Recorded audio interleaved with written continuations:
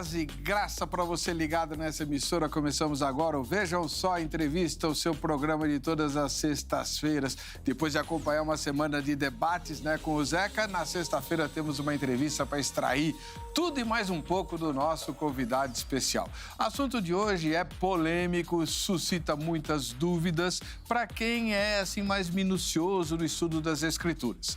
Você já reparou que a figura do Senhor Jesus é, obviamente, central no Novo Testamento e na Bíblia toda, mas o Novo Testamento, de maneira especial, nos Evangelhos nem se fala. Acontece que o Evangelho de Mateus traz uma lista de antepassados do Senhor Jesus que difere da lista apresentada pelo evangelista Lucas. Até aí, vá lá. Uns dizem que é a genealogia por via de José e outros por via de Maria. Pois bem, a questão que se coloca é, numa das listas, Jesus é descendente do rei Salomão, filho de Davi. Na outra lista, Jesus é descendente de Natã, que não foi rei, mas também foi filho de Davi.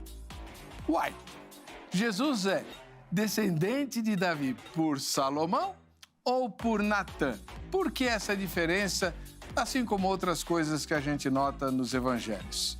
Você já notou tudo isso? Pois muito bem, trouxemos um especialista em Novo Testamento que crê que a palavra de Deus é inerrante, é a espada aguda que penetra a nossa alma e que todas as informações nela contidas servem para a nossa edificação e para a nossa santificação. E o desafio dele, eu não queria estar na pele dele hoje, é justamente mostrar como estas diferenças vão nos ajudar a conhecer melhor a Deus, a servi-lo melhor, a amá-lo mais e, acima de tudo, a sermos mais relevantes ao reino de Deus. Paz e graça, reverendo João Paulo Thomaz de Aquino. O senhor vai bem? Eu vou bem, graças a Deus, graça e paz. Grande alegria estar aqui mais uma vez. A alegria é nossa, uma saudação muito especial para o reverendo Thomaz de Aquino, que foi por breve tempo, meu pastor lá na Igreja Presbiteriana Independente de Ipiranga, né? Perfeito. Ele tinha uma voz e um carisma assim. Você herdou isso do seu pai? Olha, eu tento. Ele realmente é um grande pregador, está com 80 anos, está pregando ainda, vai fazer 80 esse ano, está pregando ainda. Uma bênção, uma bênção. Puxa vida, vou ver se eu consigo levá-lo lá ao nosso podcast. Legal. Pois, ele dá entrevista? Creio que sim.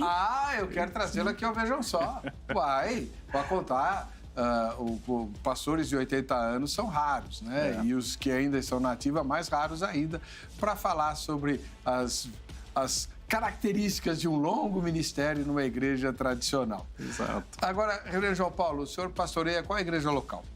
Igreja Presbiteriana José Manuel da Conceição, em Jandira. A gente chama carinhosamente de Igreja Presbiteriana JMC. Porque em Jandira funcionava um colégio para os futuros pastores. Eles faziam, acho que ginásio e segundo grau, ou só segundo grau, não sei, lá no JMC, né? Exatamente isso. Era um curso preparatório para teologia. E aí era uma joint venture da Igreja Presbiteriana do Brasil, Igreja Presbiteriana Independente, Igreja Metodista. Várias igrejas se juntaram e criaram o JMC na época. Ele durou de 1928 a 1970. E aí, mas a propriedade continua lá e a igreja local do irmão é nessa propriedade? Isso, numa pequena parte dessa propriedade que era enorme lá na cidade de Jandira. Muito bom. Agora, reverendo, já tem cultos presenciais? Sim, há bastante tempo. Nossos cultos são 9 da manhã no domingo, 17 horas e 19 horas e escola dominical às 10 horas da manhã. Você tem 3 cultos aos domingos? Sim. Que legal. E o endereço? Rua José Manuel da Conceição, número 2, centro de Jandira. Talvez muita gente não saiba, né? Mas JMC, o José Manuel da Conceição, é um nome extremamente importante para a fé evangélica no Brasil. Trata-se de quem? Primeiro pastor presbiteriano e o primeiro pastor brasileiro, na verdade, né? O José Manuel da Conceição foi um padre que se converteu ao protestantismo e então se tornou o primeiro pastor do Brasil E ele tem uma biografia... Brasileiro, né? Exatamente, o primeiro pastor brasileiro, exatamente. E ele tem uma biografia linda, porque ele resolveu voltar em cada paróquia onde ele havia sido padre para pregar o evangelho verdadeiro. E ele fez isso e fez assim, com uma entrega e com um sacrifício pessoal enorme. História lindíssima. Quem puder ir a Brotas, no interior de São Paulo, a Igreja Presbiteriana de Brotas tem um memorial lá com um resumo da biografia do irmão José Manuel da Conceição. É de fazer chorar. Só de lembrar eu já me emociono. É realmente algo tocante em todos os sentidos. Né? E traz muitos desafios e lições para nós que vivemos hoje. Certamente. Né? Eu quando estive em Brotas, eu fiquei pensando, se eu tivesse vivido naquela época ou se José Manuel da Conceição tivesse vivido na nossa época, os concílios teriam sido diferentes, né? Enfim, mas o assunto não é o JMC, o assunto é as genealogias de Jesus e a gente vai ver como é que o Zeca se livrou disso na matéria de abertura apresentada pela nossa querida e estimada apresentadora do Consulta ao Doutor. Vamos lá. A Bíblia é recheada de genealogias. Provavelmente você já deve ter lido alguma, mesmo sem saber. O povo judeu dava muito valor aos registros das suas genealogias, o que nos permitiu conhecer muito das personagens que compuseram a sua história. A Bíblia geralmente usa o personagem que tem mais importância na história e descreve a sua genealogia de modo a simplificar o relato. Genealogia é uma lista onde constam os nomes dos parentes de alguém ou de alguma família. Desse termo surgiu a expressão árvore genealógica, que é uma lista de nossos descendentes. Normalmente as pessoas acham bem chato ler as genealogias, mas estudá-las nos ajuda a enxergar melhor a história bíblica e seus personagens. A tradicional aversão às genealogias pode ser superada pela compreensão da sua importância, das suas características básicas e das lições espirituais que podem ser delas extraídas. Muitas listas genealógicas podem ser encontradas no Antigo Testamento. Algumas fornecem mais detalhes, como idade, profissão e quantidade de filhos. E outras simplesmente mostram uma relação de nomes. No Novo Testamento, encontramos apenas 2 listas genealógicas e ambas se referem à genealogia de Jesus. E exatamente nesse relato que está a nossa dúvida de hoje. As genealogias de Jesus presentes no primeiro e terceiro evangelhos são alvos de muitos debates e discussões sobre a forma com que os escritores resumiram e apresentaram tais listas, bem como algumas diferenças entre os nomes que apareceram nelas. Fique ligado, pois a nossa entrevista de hoje irá nos ajudar a conhecer melhor essa questão. O Vejam Só já começou. Valeu, Denise, muito obrigado pela clareza da sua locução, né? E o texto do Zeca passou assim, não é à toa que o Zeca é o Zeca, né? Ele conseguiu aí colocar o problema sem tratar dele, uma maravilha. Né? Então, até porque quem vai tratar do problema é o reverendo João Paulo Tomás de Aquino, pastor da Igreja Presbiteriana do Brasil, lá em Jandira, na igreja de JMC. Reverendo, o texto do Zeca, lido pela Denise, fala de aversão a genealogias. Eu gostei da frase porque eu sou um dos que tem. Para mim, genealogia só ocupa espaço e atrapalha. Quando você tem o propósito de ler a Bíblia toda, né? Aí, quando você chega na genealogia, dá um sono. É verdade. Para que elas estão lá? Genealogias são difíceis para nós porque não são da nossa cultura. Nossa cultura não se importa muito com quem foram os nossos antecedentes mais distantes. Mas isso era absolutamente fundamental para um judeu, até por causa e principalmente por causa da promessa do Messias. Então, desde que Deus diz que a mulher teria um filho e ele pisaria a cabeça da serpente. E aí, então, Deus faz promessa para Abraão, um filho de Abraão, por meio dele, todas as famílias da terra serão abençoadas. Deus faz promessas para Davi, um filho de Davi vai se assentar no trono de Israel. E Deus faz promessas para tantas outras pessoas, que o Messias estaria ligado a essas pessoas. A partir de cada uma dessas promessas, veio a necessidade, então, de traçar as genealogias. Porque eu preciso saber quem é o Messias. Se o Messias vai ser filho de cada uma dessas pessoas, então eu preciso ter uma linha genealógica para que quando alguém vier e disser, eu sou o Messias, então eu posso ir lá e checar. Será que essa pessoa tem o direito de reivindicar ser o Messias? Entendi. Além disso, tem também o fato de que os sacerdotes tinham que ser de uma linhagem específica também. Então, por vários motivos ligados à ascendência, à importância de quem você é filho, os judeus têm esse hábito de guardar genealogias. E elas têm a sua importância, elas são palavra de Deus, né? Deus inspirou os autores bíblicos para escrever genealogia. Então, uma genealogia é tão palavra de Deus quanto João 3,16, é tão palavra de Deus quanto Romanos, e elas são importantes. Misericórdia. Bom, antes de continuar, eu tenho várias perguntas para o reverendo. Eu tenho uma pergunta para você. Aí de casa é a nossa famosa enquete. Vamos lá? As diferenças nas genealogias de Mateus e Lucas trazem a você algum embaraço espiritual? Né? Essa é a pergunta. Sim ou não? E ao final dessa edição a gente vai ver o resultado parcial da nossa pesquisa, tá bom? Reverendo, primeiro vamos devagarinho, né?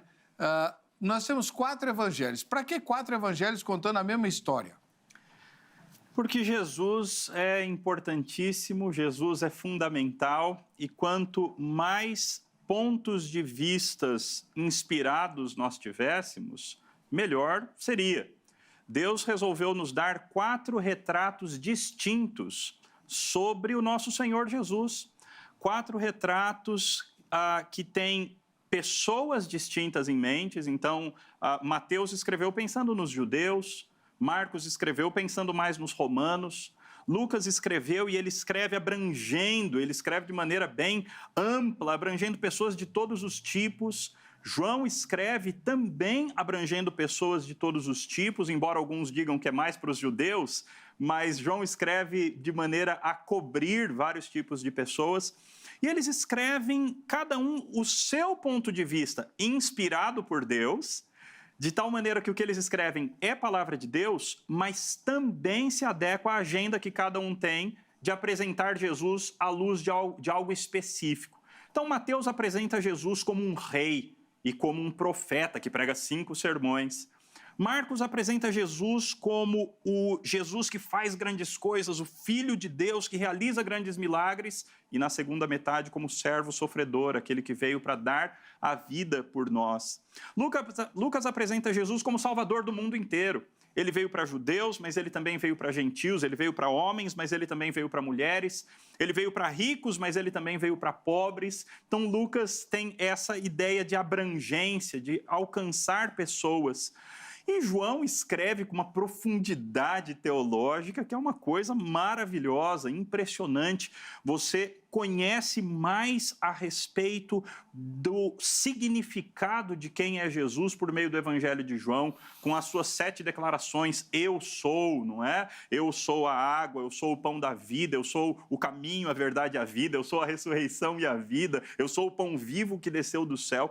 Então, João apresenta uma teologia avançadíssima e maravilhosa a respeito de Jesus. Então, 4 retratos que nos ajudam a ter uma noção mais completa de quem é o nosso Salvador. Mas esses evangelhos, quando comparados uns com os outros, não apresentam contradições? Eles apresentam aparentes contradições. Então, eu gostei da maneira que você me apresentou no começo a respeito do que eu creio a respeito da Bíblia, porque é aquilo mesmo. Eu creio que a Bíblia é palavra de Deus e, sendo palavra de Deus, não existe nenhum erro nas Escrituras. Agora, a gente não pode impor sobre as Escrituras a nossa exigência de precisão. porque a exigência de precisão daquela época, a maneira que os historiadores do primeiro século escreviam, é muito diferente da maneira que um biógrafo escreve a biografia de alguém na nossa época. Então, a gente não pode impor as nossas expectativas e as nossas exigências de precisão sobre o texto da Escritura. Agora, fora isso, também é sempre possível você harmonizar os relatos. Se você tiver esse pressuposto, a Bíblia é a palavra de Deus e Deus não erra.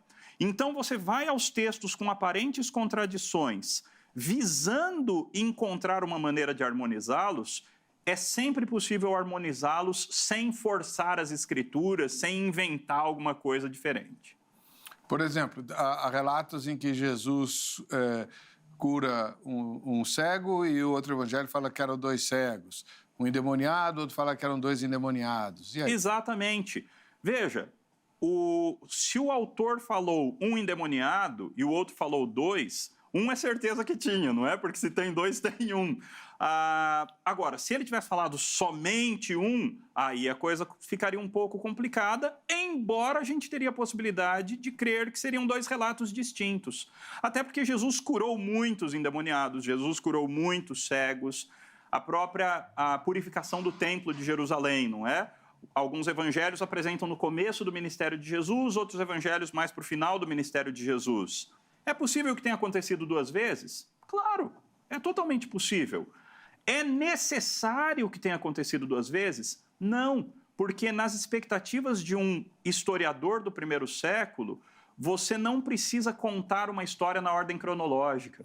Você organiza a cronologia da história da maneira que melhor convier à sua agenda, ao objetivo que você tem. Sobretudo no Evangelho de João, né? O apóstolo João tinha um objetivo mais teológico do que biográfico, na verdade, né? Perfeito. Embora ele nunca erre informações históricas, mas certamente o objetivo é mais mostrar para a gente o significado, quem é Jesus, do que um relato histórico com todos os detalhes da biografia de Jesus. Só para ilustrar isso, me corrija se eu estiver errado, reverendo, a ideia de João é mostrar o poder redentor e transformador de Jesus como Deus transformado em homem. Então, ele começa transformando água em vinho. A maior transformação, até hoje. Ímpio fala assim, não, mudou da água para o vinho. Né? Então, até na nossa cultura, 2000 e tantos anos depois, água e vinho são coisas muito diferentes. Jesus transforma a água em vinho. Em seguida, ele faz a purificação do templo, ou logo antes, eu não sei exatamente, mas a ideia é de que a purificação, Jesus é um purificador, né, que vai usar o sangue dele, e o vinho retrata o sangue. Então, a ideia de João é organizar os atos de Jesus de modo a mostrar o que ele faz dentro do homem. É maravilhoso. E ele ainda pega um símbolo da antiga aliança, que eram aqueles baldes de pedra que cabiam muitos litros, que eles usavam para purificação, e ele usa esse símbolo da velha aliança para apresentar um símbolo da nova aliança, que é a abundância de vinho bom. Vários textos proféticos dizem, olha, quando vier a era messiânica, vai ter abundância de carnes gordas e de vinho muito bom. E aí Jesus mostra, eu sou este que está trazendo a nova era messiânica. Então você percebe aí que essas divergências tão usadas com alarme pelos inimigos das Escrituras, elas não têm consistência como divergências. Não é isso? Basta ter o coração aberto que o Espírito Santo mostra a verdade. Amém. Então tá bom. Agora, o problema é que hoje a gente vai falar sobre uma diferença meio estranha. Afinal de contas, quem era da casa de Davi? Né? José ou Maria? Por que as divergências nas genealogias de Mateus e Lucas? Ótimo. Veja, existem várias diferenças nessas genealogias. Então, uma das diferenças é que a genealogia de Mateus é ascendente, ela começa de Abraão e ela vai até Jesus. A genealogia de Lucas é descendente, ela começa em Jesus e ela vai descendo até os antecedentes mais antigos. Até Adão. A outra diferença é essa. Enquanto a de Mateus vai até Abraão, ou começa em Abraão e vai até Jesus, a de Lucas vai até Adão e até Deus. No final das contas, Jesus é o Filho de Deus, o que, aliás, já é uma declaração cristológica maravilhosa que Lucas está fazendo logo numa genealogia, não é? Jesus é o Filho de Deus, Jesus é o filho de Adão. Outra diferença, e esse é o principal assunto aqui da nossa conversa, é que na genealogia de Lucas, Jesus é filho de Natã. Então, Jesus vem a partir de uma linhagem diferente de Davi. Davi teve vários filhos, um dos filhos se chamava Natã, e Jesus vem dessa linhagem. Na genealogia de Mateus, Jesus vem da linhagem de Salomão e dos demais reis de Israel. Então, a partir do filho de Davi, as genealogias são radicalmente diferentes, e até o nome do pai de José é um nome em uma e é outro nome em outra. Como que a gente soluciona esse problema? É o nosso assunto de hoje, não é? Existem 3 soluções que têm sido propostas pelos estudiosos. A primeira solução é que a genealogia de Mateus é uma genealogia real, é uma genealogia que apresenta os reis de Israel, e por isso, então, Jesus aparece porque ele é um rei de Israel. Então, ela é uma genealogia que segue a linhagem de quem eram os postulantes ao trono de Israel.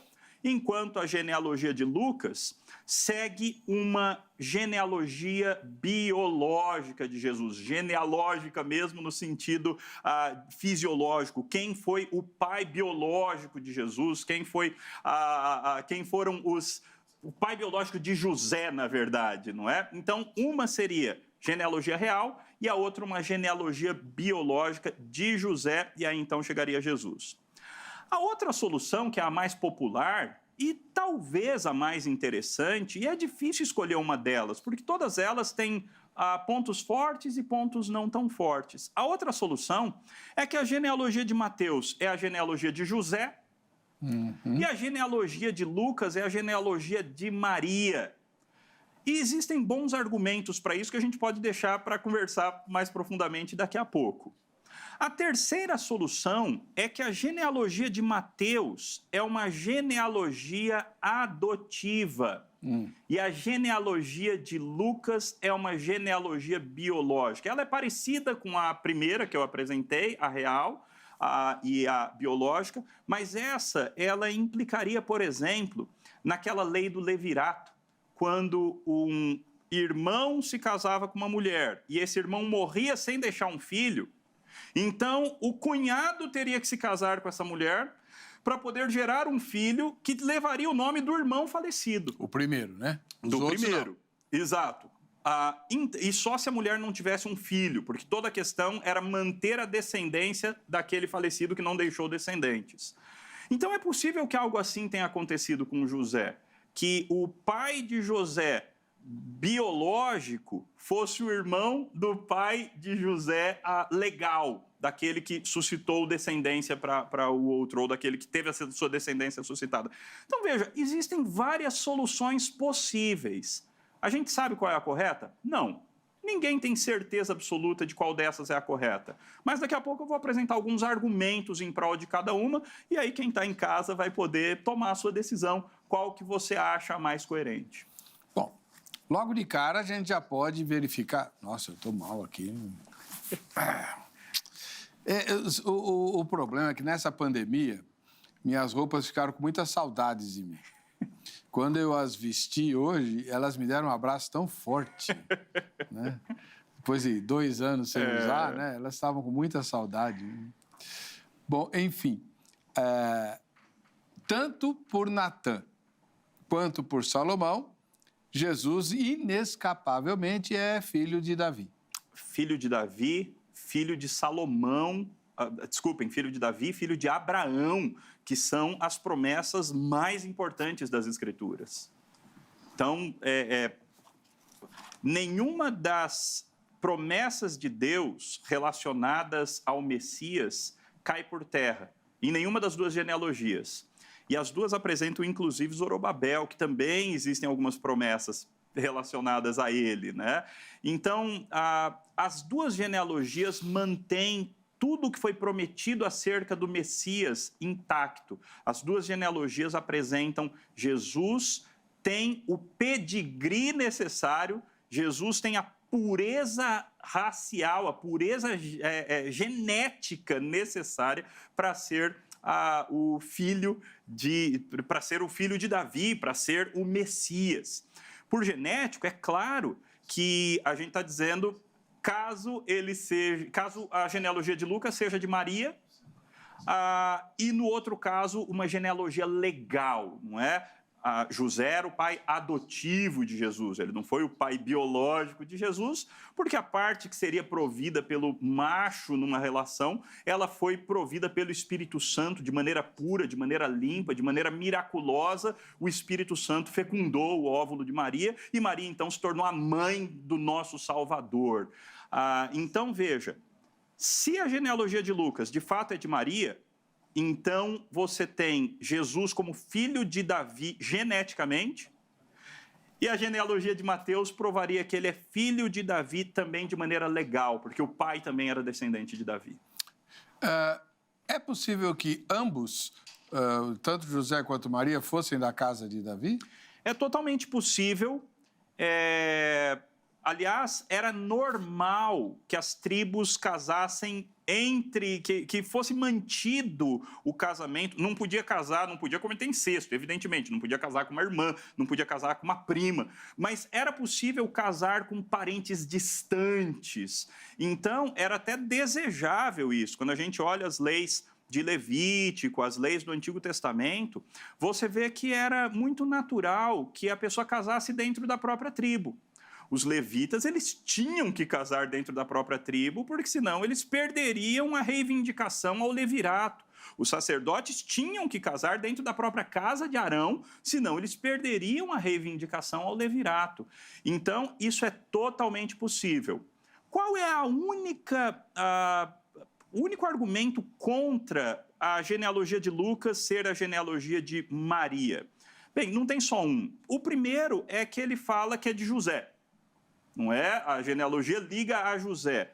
Só que o normal nas genealogias de Israel era não constar nome de mulheres. Apesar da genealogia de Mateus ter vários nomes de mulheres, mas o padrão era não aparecer o nome de mulheres. Então seria natural que ele colocasse, em vez do nome de Maria, o nome de José, e aí então seguisse para o pai de Maria, o vô de Maria, o tataravô de Maria, e por aí vai. Qual é um dos problemas para isso? Um dos problemas é que o texto diz que Maria era parente de Isabel. E o texto também nos diz que Isabel era da tribo de Levi.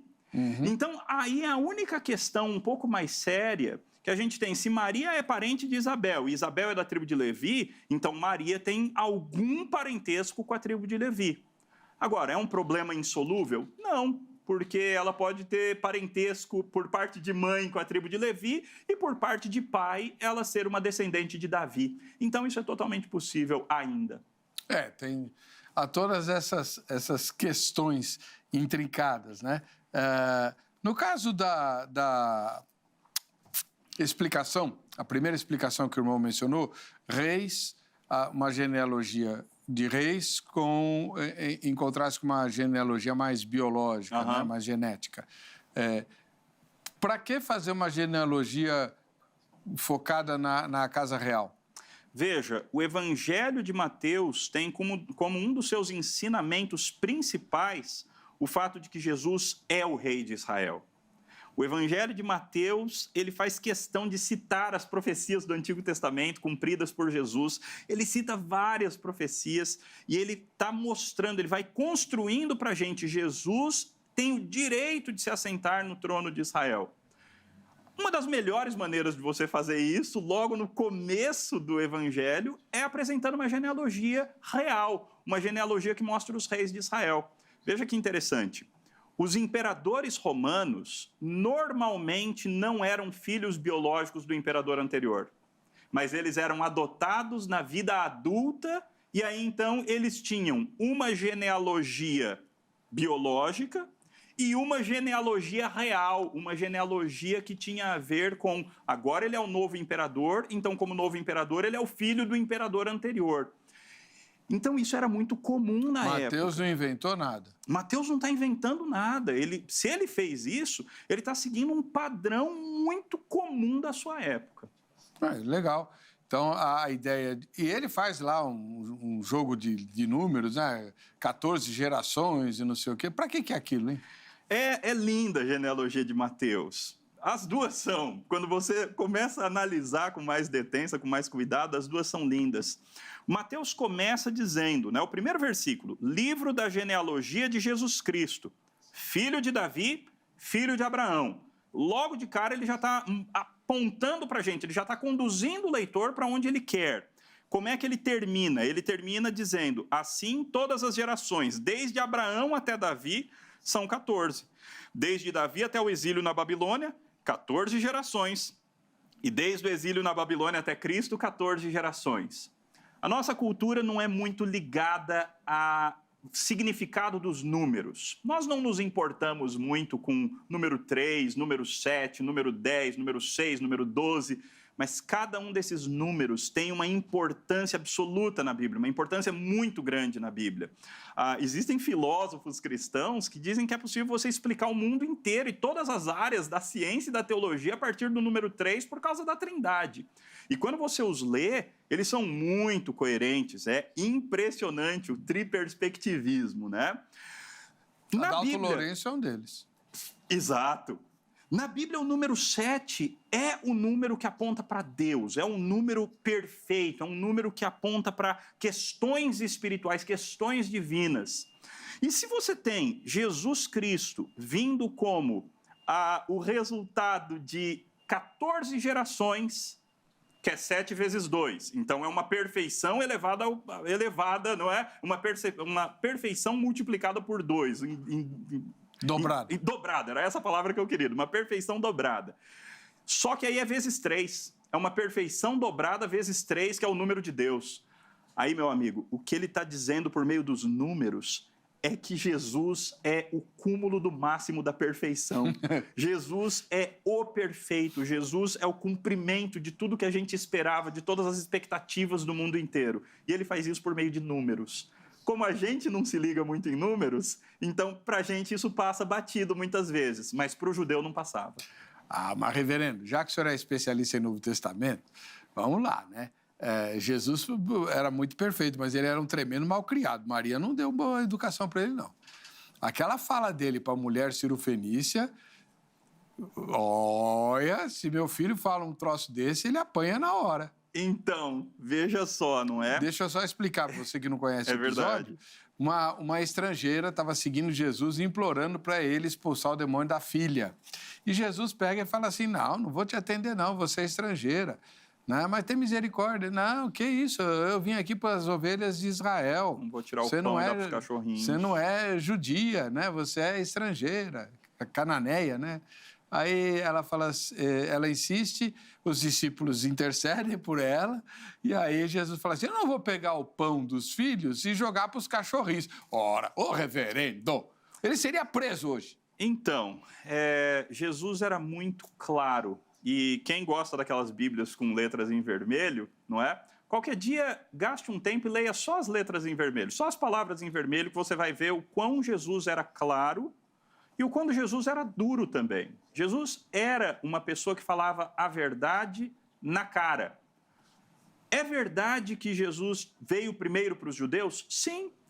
É verdade que naquele momento da história não era o momento ainda de abrir a salvação para todos os povos? Sim. Isso aconteceu a partir de Atos 2. Aquele momento ainda era um momento mais restrito ao judaísmo. E Jesus queria fazer um teste com ela. Jesus a submete a um teste que ele submete todos os verdadeiros crentes. Você quer realmente ser meu seguidor? Então você tem que estar disposto a se humilhar. Você quer ser meu seguidor? Então você tem que estar disposto a se esvaziar dos seus próprios valores, daquilo que você acha que tem, daquilo que você acha que é. Você tem que estar disposto a assumir que é um cachorrinho mesmo. E nós não somos mais do que isso. Nós podemos ser menos. Mais do que isso, nós não somos em comparação a Deus. E ela passa no teste. A E passa maior com lindeza louvor, é hein? isso, não é? Passa com louvor. Ela admite, de fato, eu não mereço, de fato eu sou um cachorrinho, mas até os cachorrinhos aproveitam as migalhas que vêm da mesa do dono. E aí ele elogia, não é? Aí vem o grande elogio, mulher, grande é a tua fé, e aí ele faz o que ela estava solicitando. Falando em mulheres, a genealogia de Mateus dá um destaque especial às mulheres. Eu não sei se é o momento agora. Pode falar. Mulheres assim, refinadíssimas, né, reverendo? Então, como eu disse há pouco, não era comum ter mulheres nas genealogias. E Mateus coloca algumas mulheres. Ele coloca no versículo 3, Tamar. Ele coloca no versículo 5, Ruth. Ele coloca mais à frente, ele vai colocando algumas mulheres. E quem são essas mulheres que Mateus coloca na sua genealogia? São todas elas mulheres com alguma questão questionável.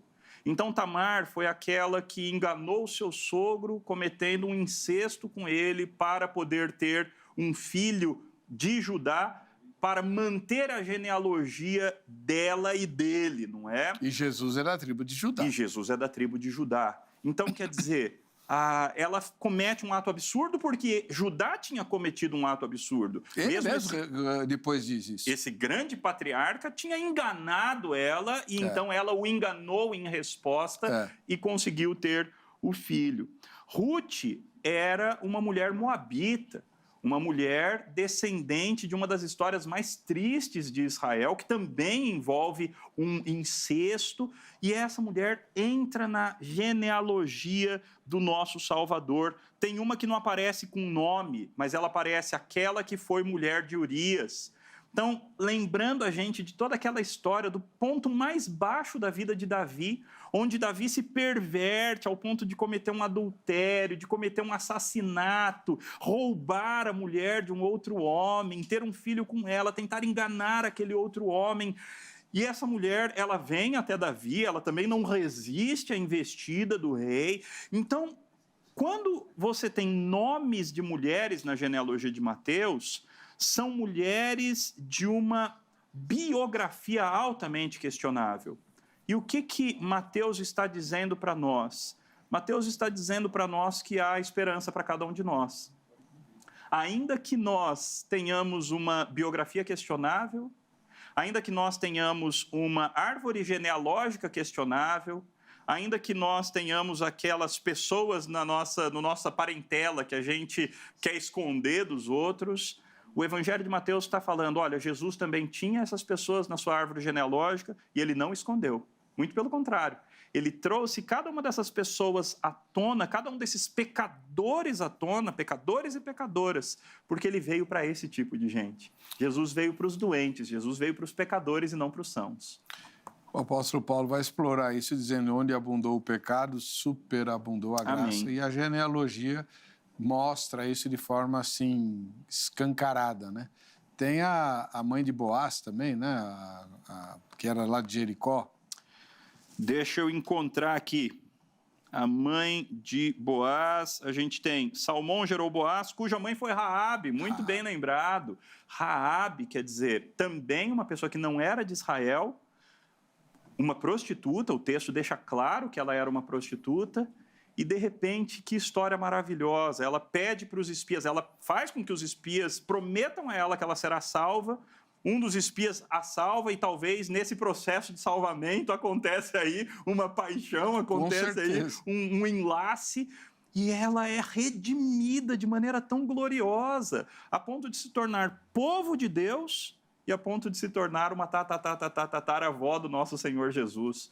Então, quanta graça! E a Bíblia, veja, é uma genealogia, mas ela não é árida. Ela tem muita riqueza, ela tem graça para a gente. Os evangelhos mostram algumas coisas assim extraordinariamente grandes, né? Por exemplo, para você que ouve de vez em quando acusações de que a Bíblia é machista e tal, Deus é machista, então ouça isso. Quando se trata de Raabe, lá no Antigo Testamento, o texto mais machista da Bíblia, né? Raabe, quando recebe os espias, ela tem uma frase que, olha, Se Josué e Caleb, quando ouviram essa frase, deve ter dado um arrepio na espinha fortíssimo. Ela disse para os espias, caramba, onde vocês andaram esses 40 anos? Faz 40 anos que o meu povo treme de medo de vocês, porque nós ouvimos o que o Deus de Israel fez com Faraó e seu exército. Josué e Caleb tinham defendido que 40 anos atrás eles tivessem tomado posse da terra.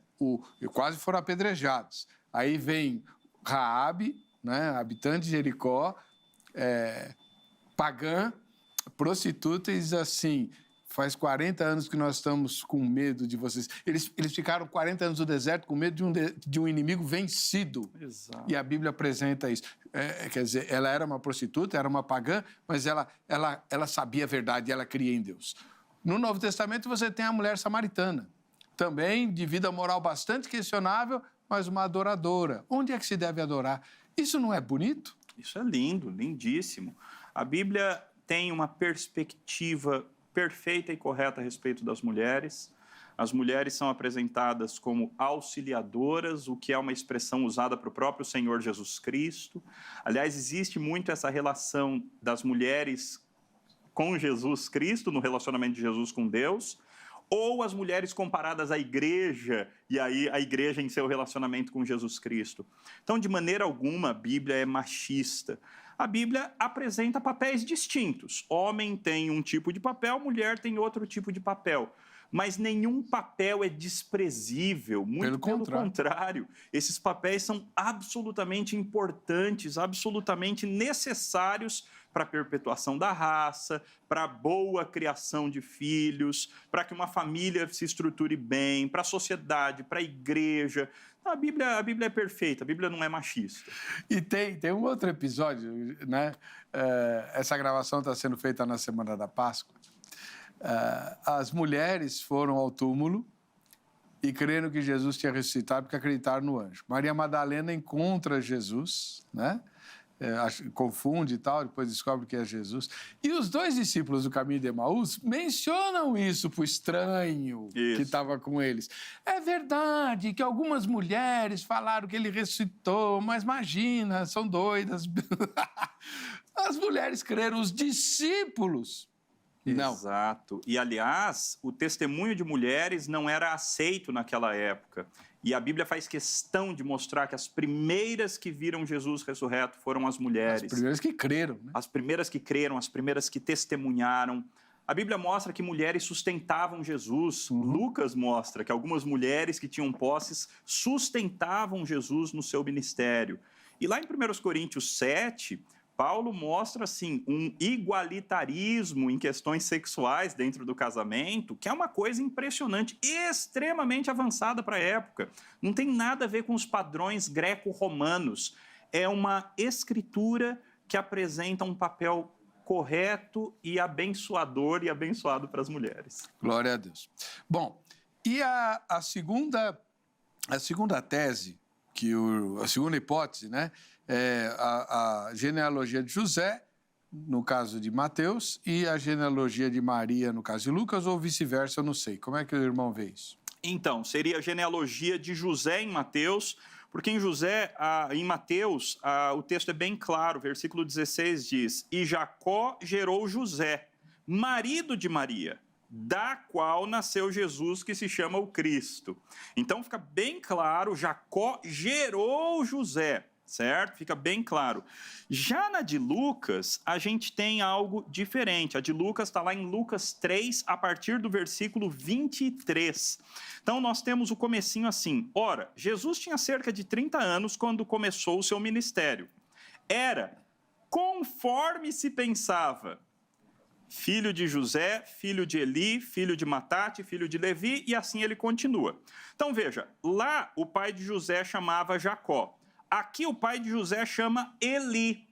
Só que tem algumas coisas que você só vê no texto grego, não é? Porque os tradutores, eles têm que traduzir de tal forma a facilitar a leitura do leitor da língua para a qual o texto está sendo traduzido. No texto grego, não existe nenhum desses aqui. Filho de, não existe, só o primeiro. O resto é só de. Então você teria, era conforme se pensava.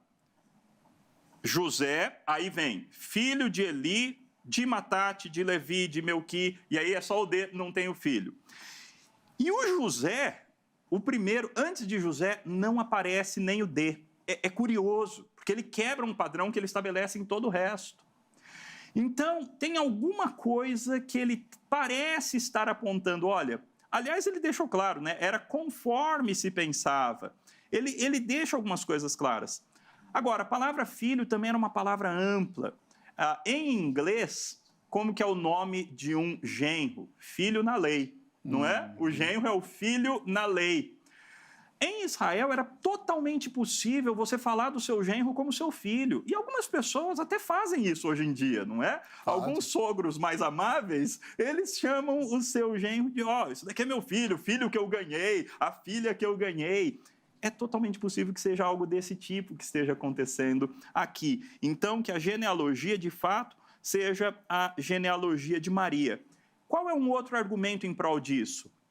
A ênfase dos primeiros capítulos de Lucas na pessoa de Maria.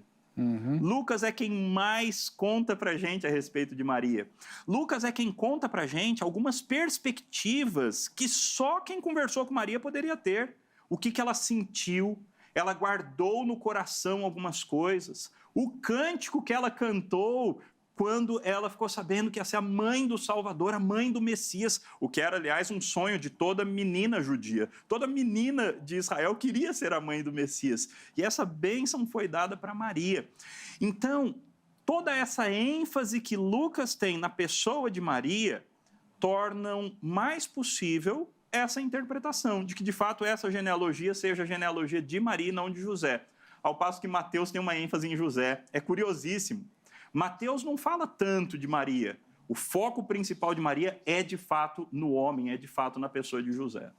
É ele que recebe os sonhos, né? Ele é o protetor que leva para o Egito e que guarda Jesus Cristo. Verdade. Exatamente. Aliás, eu li uma vez uma meditação, eu não vou lembrar o nome do autor aqui, ele é muito, muito bom, muito festejado, em que ele... Era uma meditação de Natal, em que ele imagina José chegando a Belém, não encontrando lugar, a esposa tendo as primeiras contrações para o parto. Então, o autor imagina, né? Ele deve ter saído assim para orar, né? Como é que foi a oração de José? E ele fala assim, gostei muito dessa frase, ô Senhor, tenha santa paciência, né? Já que o senhor é santo. Eu imaginei que seria tudo diferente, né? É teu filho que vai nascer, não é meu, é teu. É teu filho que vai nascer e não tem nem lugar. Nós estamos num estábulo. Senhor, eu sou um carpinteiro, eu estou acostumado a fazer as peças se encaixarem e no teu plano nada está se encaixando. Olha só, que interessante. Ele destaca a fé, né, que José teve. Bom, então, agora eu fiz o que eu podia fazer, agora o senhor estava... E deu tudo certo, né? Com certeza, com certeza. Essa é uma figura que às vezes a gente esquece, né? O quanto... Porque José tinha que prover solução. E o que ele podia fazer? A Bíblia, como eu disse, Mateus dá um destaque muito grande para José. E às vezes a gente tem que, como protestantes, a gente tem que lembrar que essas pessoas foram honradas na palavra de Deus. Então, cabe a nós olharmos para José como um grande homem de Deus, como um grande modelo para a gente. E para Maria, a mesma coisa. A gente não pode ter uma mariofobia, né? Exatamente. Ficar com medo de Maria, não gostar de Maria. Ela é a mãe do nosso Salvador. O credo niceno diz que ela é a mãe de Deus. E é um credo universal, um credo aceito por toda a cristandade. Então, ambos são grandes dádivas, grandes presentes, e a gente deve honrá-los, nunca adorá-los, porque eles eram pecadores, eles tinham as suas dificuldades, limitações, mas honrá-los como um grande homem e uma grande mulher de Deus. Infelizmente, o nosso evangelho, os evangélicos brasileiros, receberam o evangelho num contexto em que o Estado brasileiro tinha a obrigação de proteger a Igreja Romana. Nós somos herdeiros de um catolicismo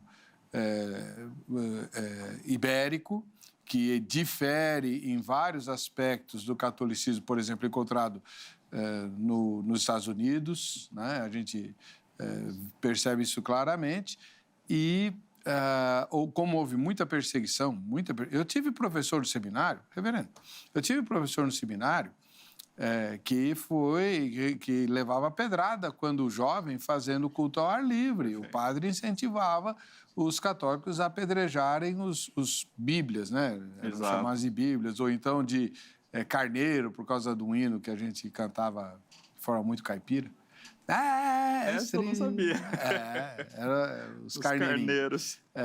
Então, essa perseguição, ela não é tão antiga como se imagina. Ela chegou até recentemente, graças a Deus, pelo menos no Sudeste ela cessou, né? E isso nos tornou anticatólicos. Exatamente. E ante alguns aspectos do catolicismo que não estão errados. E claro que existem os erros que a reforma apresentou de maneira tão clara, mas existem alguns aspectos que a gente não precisa ter tanto medo assim. E existem católicos que acreditam no Senhor Jesus Cristo como Senhor de sua vida. Padres, às vezes apanham aí na mídia porque falam isso. Exato. Né? Maria não salva, quem salva é Jesus. Então, aí desce a lenha no padre lá. A Igreja Presbiteriana, eu sendo dessa denominação e creio de coração nisso, a Igreja Católica, como instituição, se perverteu a ponto de não poder ser chamado de igreja. Assim como algumas igrejas, outras, também se perverteram a ponto de não ter mais o direito de ser chamada igreja. No entanto, em várias dessas instituições, tem gente que acaba chegando ao verdadeiro conhecimento, ao conhecimento da verdade. Com certeza absoluta. Eu creio firmemente nisso. Firmemente nisso. Porque é o Espírito Santo é que atua. Exato. Ele age, né? É que a gente... nós temos uma tendência muito assim... se você descobriu a verdade, você tem que vir para o meu grupo, porque eu já tenho a verdade, né? Então, o que a gente desejaria é que todos saíssem dos outros grupos e viessem para nós. Então, o meu grupo não tem problemas? Né? Será que não? E por que as pessoas que descobrem a verdade, que são de Cristo, não podem continuar espalhando essa verdade onde estão, desde que não se comprometam com o mal, né?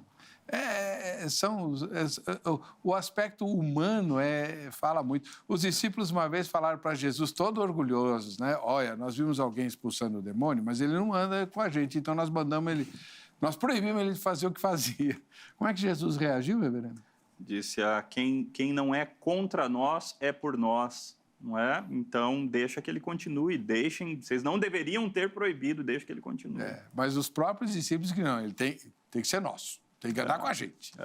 É claro, como a gente disse, não é? Existem instituições que se perverteram a ponto de não ter mais o direito de ser chamada igreja. Agora, existem outras igrejas, outras denominações que acertam onde a gente erra, não é? Então, na verdade, a gente teria até que aprender algumas coisas com os nossos irmãos, não é? Existem denominações que comunicam muito melhor com uma parcela da sociedade do que algumas outras conseguem. Então, o reino de Deus é muito diverso e a gente não precisa colocar assim, uma uniformidade em tudo. Só naquilo que a palavra é muito clara, né? Existem aspectos que a palavra é muito clara e que são inegociáveis. E nesses a gente não pode negociar de maneira nenhuma. Agora, existem alguns outros aspectos que realmente são questionáveis, existem 2000 anos de discussão a respeito de alguns assuntos e a gente tem que amar os nossos irmãos que pensam ou fazem diferente. Com certeza absoluta, né? Bom, tem ainda a terceira hipótese, que é a hipótese adotiva versus a biológica. Então, Mateus teria usado uma abordagem da genealogia adotiva. O senhor fez uma ponte com o Império Romano. Explica melhor isso. Bem, primeira ponte é com o levirato, que está lá em Deuteronômio 25. A lei do levirato, que era aquela que a gente falou agora há pouco, né? Que um irmão tinha que suscitar descendência para o outro irmão. E a segunda ponte tem a ver... É que essas duas opções, tanto a real quanto essa última, elas são muito parecidas e talvez uma junção delas seja a realidade. Mas no Império Romano, os imperadores normalmente não eram filhos biológicos do imperador anterior. No entanto, e a gente acha isso em inscrições, em moedas, todas as inscrições apresentam, ele é filho do imperador anterior. Filho como? Filho por meio de adoção. Veja, eu tenho o privilégio de ser um filho adotivo. Eu poderia ter 2 genealogias. Se eu conhecesse a minha família biológica, eu poderia ter uma genealogia biológica e eu posso ter a minha genealogia com o reverendo Rubens, Dona Leda, minha avó Alcina, que sempre nos assiste, e vários outros que fariam parte dessa genealogia factual. Ela é a minha genealogia adotiva, é a que eu considero a mais real, na verdade. Claro. Porque eu não tenho nenhum contato com a família biológica. Mas ambas seriam verdadeiras. Não é uma genealogia está certa e a outra está errada. Não, as duas são igualmente verdadeiras, mas elas pegam pontos, aspectos diferentes. E isso pode acontecer tranquilamente aqui. Um outro aspecto que eu gostaria de levantar, caso dê para a gente fazer isso aqui agora, é a respeito dos números da genealogia de Lucas. A gente falou sobre os números da genealogia de Mateus, não é? 14, 14 e 14. Certo. Mas a genealogia de Lucas tem 77 nomes. Eu nunca tinha visto isso. Pois é, se você exclui o nome de Deus, que não é o ser humano ali, não é? Ou o nome de Jesus, que é o último, você tem 77 nomes, organizados em 11 grupos de 7 pessoas. Sendo que esses 11 grupos normalmente começam com alguém especial. Eu fiz uma organização numa tabelinha do... Eu não vou enxergar. Ok. Numa tabelinha do Excel. E aí você tem assim, o primeiro grupo começa com Jesus, o segundo começa com José, um dos grupos começa com Josué, o outro começa com outro José. Todos esses nomes são o mesmo nome. Jesus, José e Josué são nomes ligados à salvação.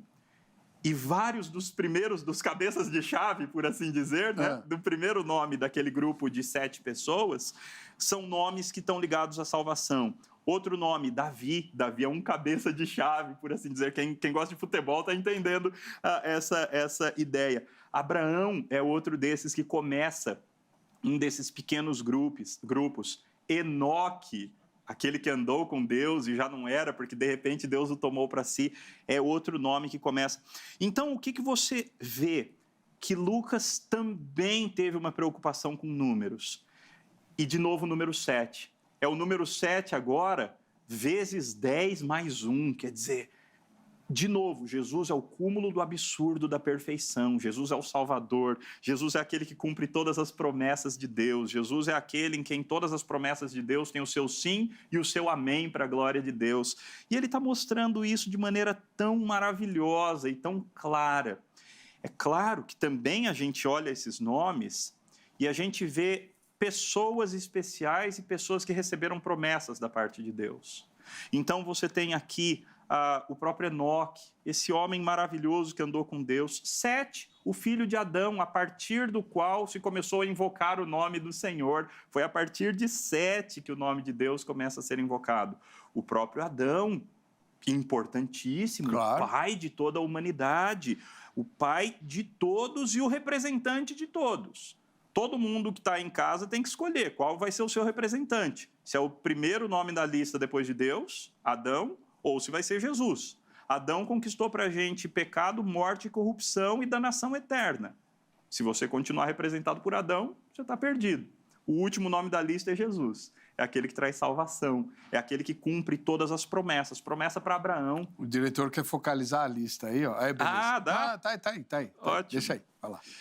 Em ti serão benditas todas as famílias da terra. Então, quer dizer, ali para Abraão, você tem... Abraão, você vai ser o pai de nações. A tua descendência vai ser como as estrelas do céu. E aí isso acontece tanto biologicamente, quanto isso acontece também por meio da fé. E principalmente por meio da fé, como Gálatas e Romanos falam de maneira clara. Boaz, olha esse homem, um homem de Deus, um homem com tanta honra. Ele é um dos tataravôs do nosso Senhor Jesus, o próprio Davi.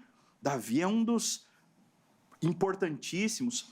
Agora, existe um problema, sabe? Na linha dos reis de Israel, existe um problema.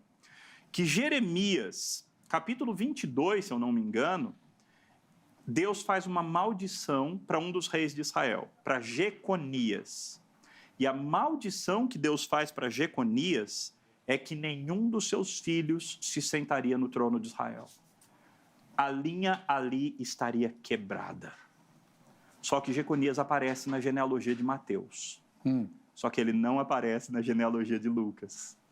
Esse é um dos argumentos para dizer, sim, provavelmente a genealogia de Lucas é a genealogia biológica de José.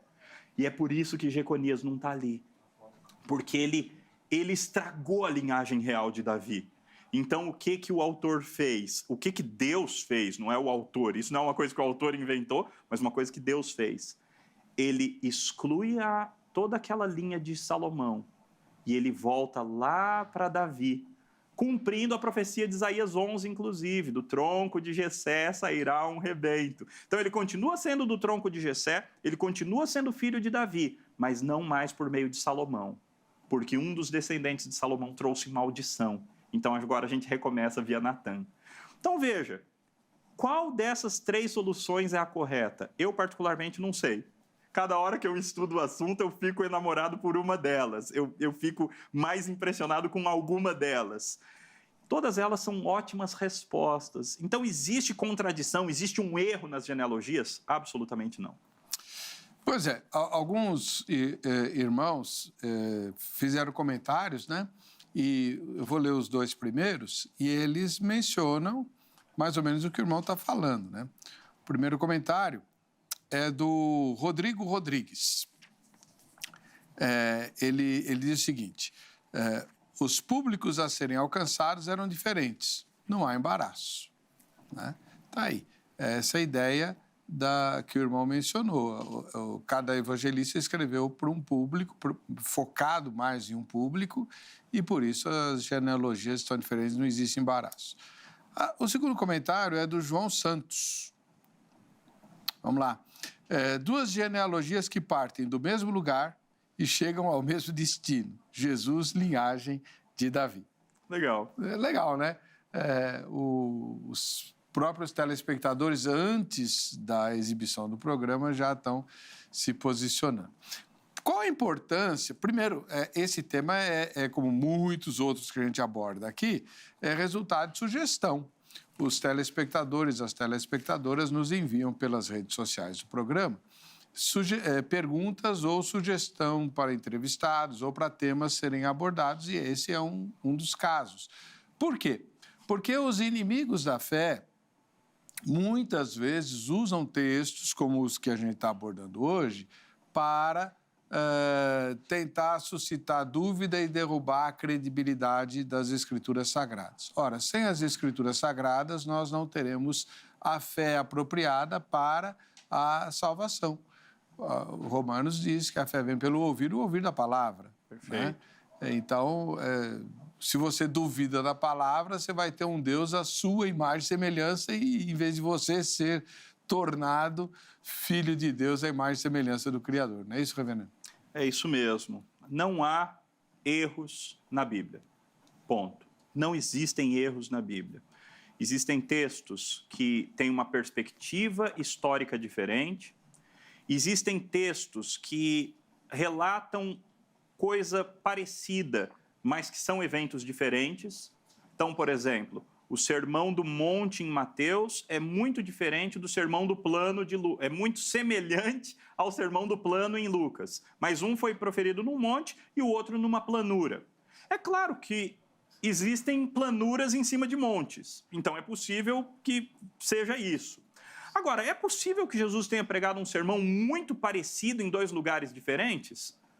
Nós somos pastores, a gente já fez isso de monte, não é? Repete sermão adoidado. Exatamente. Então não é anormal. É possível Jesus ter usado uma mesma ilustração em contextos diferentes? Claro, pastores fazem isso. Se você ler os evangelhos, pega o evangelho de Mateus ou de Lucas e lê numa sentada só, aquilo que está lá, o recheio que está ali, cobre 3 anos e meio? Se você ler os 4 evangelhos, você consegue ver você consegue entender que foram 4 anos e meio. Agora, é evidente que houve muita edição, no sentido, não dava... Bem, João facilita isso para a gente, né? olha, aqui eu contei alguns sinais, mas se eu fosse contar tudo o que Jesus fez, nem em todos os livros do mundo caberia. Então, quer dizer, Jesus fez muito mais do que aquilo que nos é relatado. Cada evangelista teve que passar por um processo de edição. Eles fizeram pesquisa, eles entrevistaram pessoas, e a gente sabe isso porque Lucas deixa isso muito claro. Eles foram atrás de outros livros que já tinham sido escritos, outras coisas que já tinham sido escritas a respeito de Jesus, e cada um deles compôs o seu evangelho, com a diferença que esses 4 homens de Deus foram inspirados pelo Espírito Santo para fazer isso, e por causa da inspiração, porque Deus soprou neles o Espírito, de maneira que eles não errassem em nada. O que nós temos como resultado é uma Bíblia infalível e inerrante. Glória a Deus. Por falar em Bíblia infalível e inerrante, quer conhecer as Escrituras? A Academia Teológica da Graça de Deus, a nossa patrocinadora, está de portas abertas para o curso EAD, curso à distância, né? Por qualquer lugar do mundo, até fora dele, se os astronautas lá na estação orbital quiserem fazer o curso, é só ter internet. Entre em contato com a Agrade ou pelo site, ou no site agrade.com.br, ou no horário comercial, você telefona de segunda a sexta-feira para 0 operadora 11 3115 0819, 3150819, e se informa sobre os cursos que a Agrade mantém, tá bom?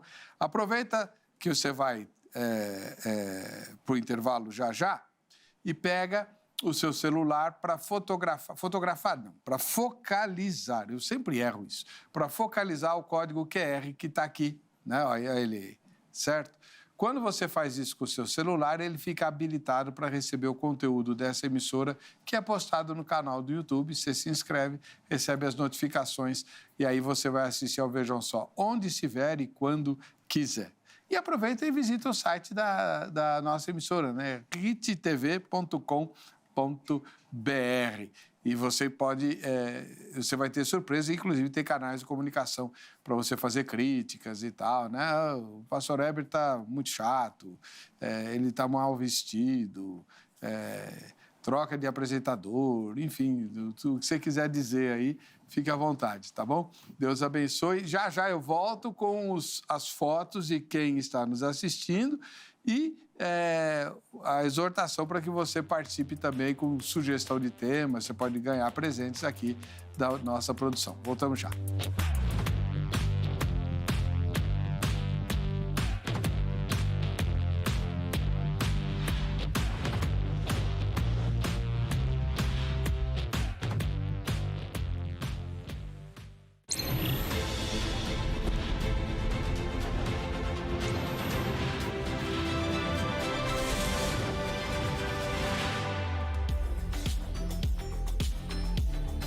Estamos de volta com o programa Vejam Só, naquele momento mais legal. Eu gosto muito porque fico te conhecendo, né? Então faz a sua foto aí, pede para alguém bater a foto de você assistindo ao Vejam Só. Se for seu neto, sua neta, seu filho, enfim, já vai saber mandar para nós. Manda para as nossas redes sociais, né? Pode ser o vejamsó@rittv.com.br, pode ser também o Instagram, @programa Vejam Só, ou o Facebook, né? Facebook Programa Vejam Só. Pois bem, aí você se habilita a poder ganhar os nossos presentes. Os presentes que a gente ganha de doação, a gente manda aí para os nossos telespectadores. Nós temos uma caneca nova aqui, que foi feita, né, do Vejam Só e tal. Nem eu tenho, tá? Fizeram só para os convidados, né, e para o apresentador, e depois eles recolhem. Mas você pode ter uma caneca dessa, manda a sua foto para cá, manda uma sugestão de tema, uma sugestão de entrevistado, que você pode ganhar. É bonitona, né? Eu só não conto o que tem aqui dentro, tá? Pois muito bem. Vamos ver quem é que mandou foto para nós hoje? A primeira vem lá de Pirapozinho, no interior de São Paulo. É a Maria Vânia. Tá aí a Maria Vânia, essa jovem, assistindo ao programa. Ela bateu a foto enquanto assiste ao programa. Olha que legal. Maria Vânia, um grande abraço para você. Deus te abençoe e obrigado pela sua audiência. Do interior de São Paulo, a gente vai para o interior do Paraná. Lá em Colombo, no Paraná, nós temos o Marlon Boeira. Tá aí, também assistindo ao programa. Deus abençoe, Marlon. Ah, legal, é com a gente lá, ainda no tempo que eu usava a barba, olha só. Né? Eu vou voltar, tá? Atender a pedidos e a exigências da esposa, vou ter que pôr a barba de novo. Eu não gosto de barba, mas, né, fazer o quê? A Bíblia diz que tem que agradar a esposa. Em Governador Valadares, no interior das Minas Gerais, né? Nós temos o Maurílio da Silva também usando uma foto comigo lá atrás de barba. Eita, nós, o povo gosta das barbas, né? Maurílio, Deus abençoe você. Muito obrigado pela sua audiência, viu? Que fica na paz. Boa sorte a todos vocês quando os ganhadores forem apontados aqui pela nossa produção. Vamos aos nossos comentários, né? O Wellington Santos, ele escreveu... Tá certo, Wellington, você não está errado, não. Né? Ele diz assim, só estudar minuciosamente que irá entender.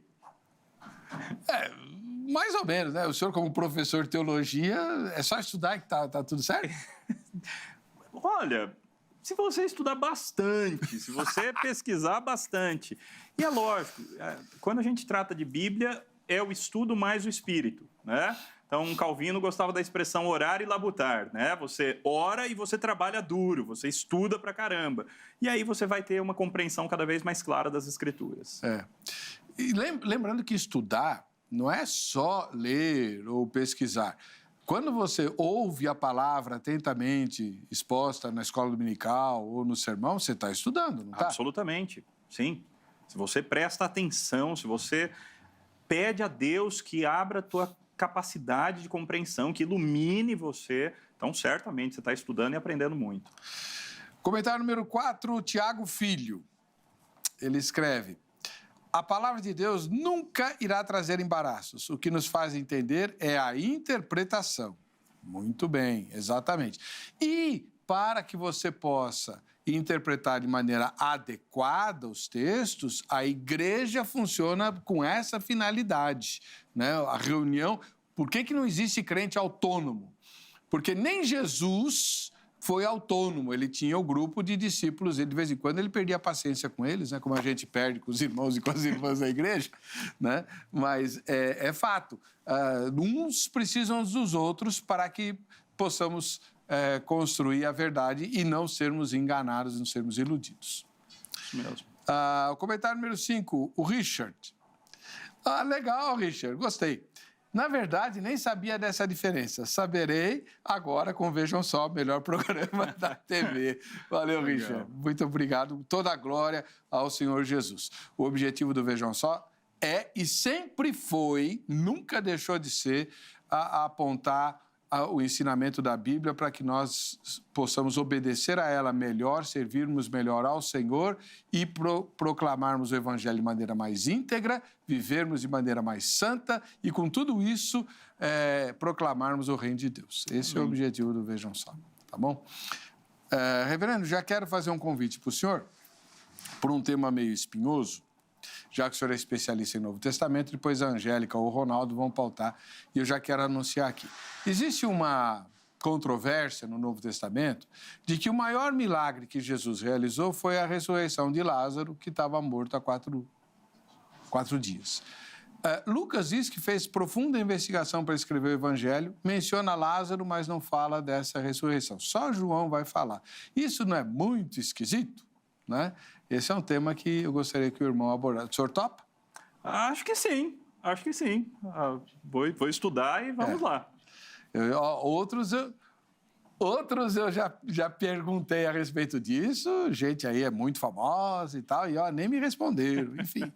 Mas muito legal se o irmão puder nos ajudar nessas questões, né? Há muitos pastores e professores de escola dominical que assistem ao Vejam Só e se municiam com aquilo que a gente, pela graça de Deus, pode fornecer. Qual é o endereço da sua igreja mesmo, reverendo? Rua José Manuel da Conceição, número 2, no centro de Jandira. Bem central. Muito legal. Os cultos são 3 cultos aos domingos, né? 9 da manhã, escola dominical às 10, culto às 17 e culto às 19. O senhor faz 3 sermões diferentes? 2 sermões diferentes. O culto das 17 é igual ao culto das 19. Mesma liturgia, mesmo sermão. Tá Mas certo. eu prego 3 vezes normalmente ou algum dos outros pastores. Legal.